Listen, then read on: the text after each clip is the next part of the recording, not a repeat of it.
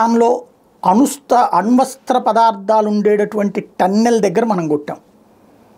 మనం కూడా కోరుకున్నాం మనస్ఫూర్తిగా అణు విధ్వంసం వద్దనేసి. వాస్తవంగా అయితే కనుక మనం కొట్టిన ఇంకొక అడుగు అవతల మనకు తెలిసినే కొట్టాం. జస్ట్ మూతి మీద ఒకటి తన్నాం అంతే. దానికే అర్జెంటుగా పరిగెత్తుకొచ్చేసింది అమెరికా. అక్కడేంటో అణు విధ్వంసం జరిగిపోతుంది. ఎస్, చిన్న తేడా వచ్చిందంటే అణు విధ్వంసం జరిగిపోతుంది. రేడియేషన్ వచ్చిందా లేదా ఈ రకరకాలైనటువంటి వదంతులు వస్తున్నాయి కానీ బట్ అమెరికా వాళ్ళు వచ్చి వెరిఫై చేసుకోవడం కోసమే ఆగి ఉన్నటువంటిది. మనం కూడా అణు విధ్వంసం జరగకూడదని కోరుకుందాం. ఎందుకంటే వాడు మన శత్రువే. కానీ వాడు శాంతం బూడిదవ్వాలని మనం కోరుకోవద్దు. వాళ్ళు శాంతం నాశనం అవ్వాలని కోరుకోవద్దు. భూమి మీద పుట్టే ప్రతి మనిషికి భగవంతుడు ఇచ్చినటువంటి ఆయుష్ అది ఉండాలని కోరుకుందాం.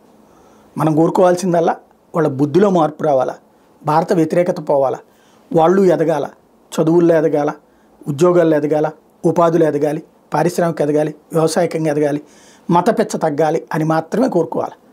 విధ్వంసం అనేటటువంటిది నిజంగా చేయదలుచుకుంటే భారత్ నిన్న గనక 5% కొట్టాం. 5% మనం వాడిన మన శక్తి. 30% వాడితే పాకిస్తాన్ పావు వంతు లేచిపోతుంది. 50% వాడితే పాకిస్తాన్ మొత్తం లేచిపోతుంది. ఇది గుర్తుపెట్టుకోవాల్సిన అంశం.